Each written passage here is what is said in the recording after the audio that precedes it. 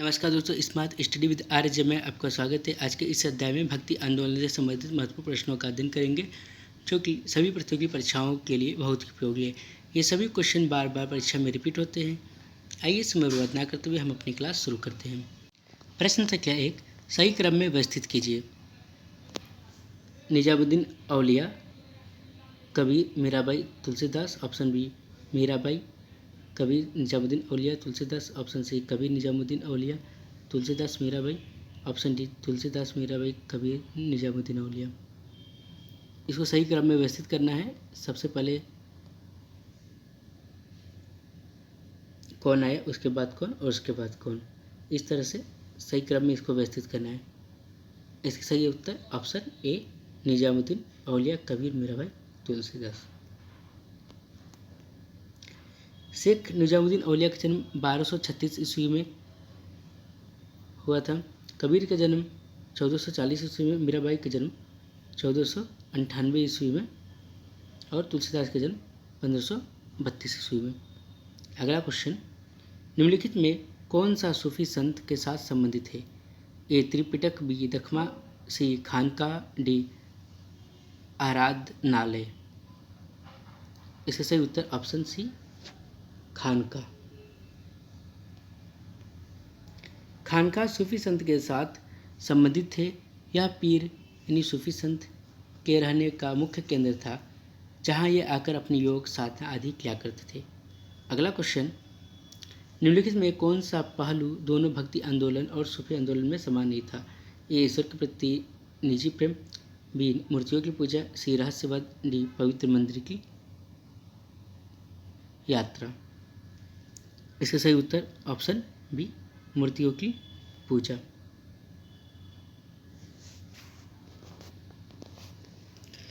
मूर्ति पूजा भक्ति आंदोलन और सूफी आंदोलन में समान नहीं है। भक्ति और सूफी आंदोलन दोनों में ही मूर्ति पूजा का विरोध किया गया है।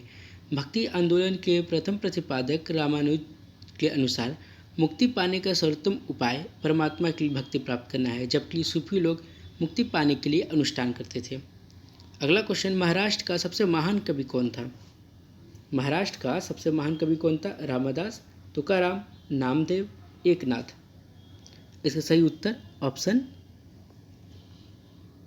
बी तुकाराम।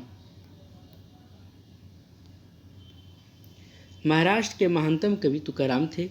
इनका जन्म पुणे जिले के अंतर्गत देहू नामक ग्राम में 16वीं सदी में हुआ था। उन्होंने वारकरी संप्रदाय का संस्थापक माना जाता है। इनकी साहित्यिक कृति अभंगवाणी है। महाराष्ट्र में एक सजातीय समाज के निर्माण में तुकाराम ने अपनी बहुमूल्य योगदान दिया। अगला क्वेश्चन, प्रसिद्ध भक्ति संत जो मेवाड़ के शाही परिवार से संबंधित थे? ए चैतन्य, बी तुकाराम, सी मीराबाई, डी रामानुज। मेवाड़ के शाही परिवार से मीराबाई संबंधित है, इसलिए ऑप्शन सी सही है। मीराबाई 16वीं सदी के भारत के महान संतों में थी। मीरा भजन ब्रज भाषा और राजस्थानी में रचे गए थे। उनके कुछ पद गुजराती में भी है। ये भजन कृष्ण के प्रति प्रेम और भक्ति की भावना से ओतप्रोत है। अगला क्वेश्चन, पहला भक्ति आंदोलन किसके द्वारा आयोजित किया गया था? नानक, मीरा के द्वारा, रामदास के द्वारा या रामानुज के द्वारा। इसका सही उत्तर ऑप्शन डी रामानुज के द्वारा। 12वीं सदी में भक्ति आंदोलन के प्रतिपादक महान वैष्णव गुरु रामानुज थे। उनका जन्म तमिलनाडु राज्य के पेरम्बदूर में हुआ था। वे सगुण ईश्वर में विश्वास करते थे। अगला क्वेश्चन, वह सूफी संत जिसने बताया कि भक्ति संगीत के माध्यम से भगवान के पास जाने का एकमात्र तरीका था? ए मोइनुद्दीन चिश्ती, बी बाबा फरीद, सी सैयद मोहम्मद, डी शाह आलम बुखारी। इसका सही उत्तर ऑप्शन बी बाबा फरीद। बाबा फरीद ने भक्ति संगीत को ईश्वर के पास जाने का एकमात्र तरीका बताया था। इनका निवास स्थान पंजाब के अजोधन में था एवं प्रमुख सूफी संत निजामुद्दीन औलिया इनके चहेते शिष्य थे। अगला क्वेश्चन, महाराष्ट्र में भक्ति पंथ किसके शिक्षा प्रचार के साथ फैला था? ऑप्शन ए संत तुकाराम, ऑप्शन बी संत ज्ञानेश्वर, ऑप्शन सी गुरु रामदास, ऑप्शन डी चैतन्य महाप्रभु। इसका सही उत्तर ऑप्शन ए संत तुकाराम। महाराष्ट्र में भक्ति पंथ संत तुकाराम के शिक्षा प्रचार के माध्यम से फैला था। महाराष्ट्र में सजातीय समाज के निर्माण में तुकाराम ने अपने बहुत बहुमूल्य योगदान दिया था। अगला क्वेश्चन, सूफी परंपरा में पीर का मतलब क्या होता है?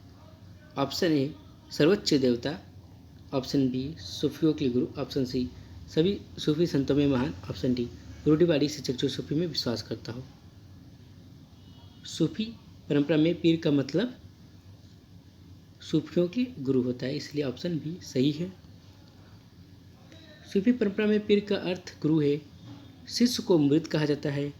सूफी दर्शन केवल ईश्वर में विश्वास करता था।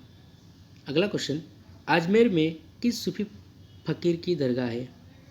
Option A Baba Farid, option B Qutubuddin, option C Moinuddin Chishti, option D Sheikh Bahauddin. इसका सही उत्तर ऑप्शन सी मोइनुद्दीन चिश्ती।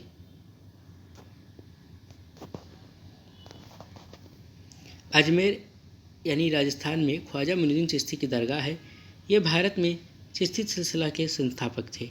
बाबा फरीद व कुतुबुद्दीन बख्तियार काकी कुतुबुद्दीन बख्तियार काकी भी चिश्ती परंपरा से संबंधित थे।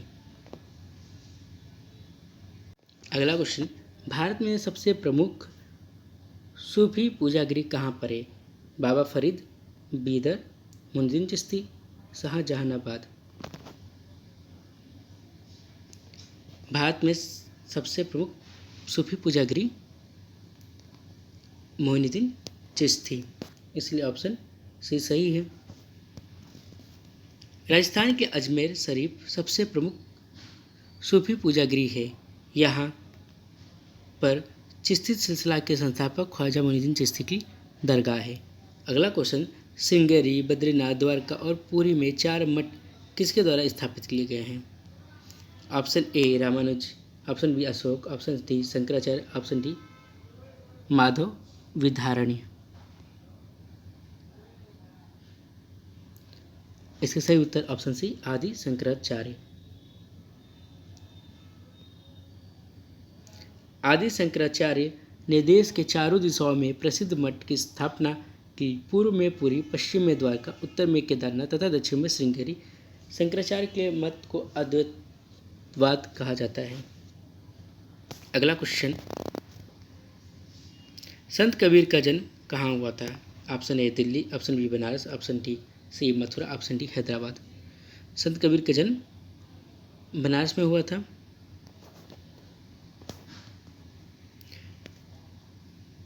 संत कबीर का जन्म 15वीं सदी में बनारस में हुआ था। ठीक है। अगला क्वेश्चन, निम्नलिखित दार्शनिकों और उनके दार्शनिक समूहों में से गलत जोड़ा ज्ञात कीजिए। शंकराचार्य अद्वैतवाद, भी वल्लभाचार्य शुद्ध द्वैतवाद, चैतन्य विशिष्ट द्वैतवाद, ऑप्शन डी चार्वाक लोकायत। इसका जो गलत है उसे छांटना है। इसका सही उत्तर ऑप्शन सी चैतन्य विशिष्ट द्वैतवाद।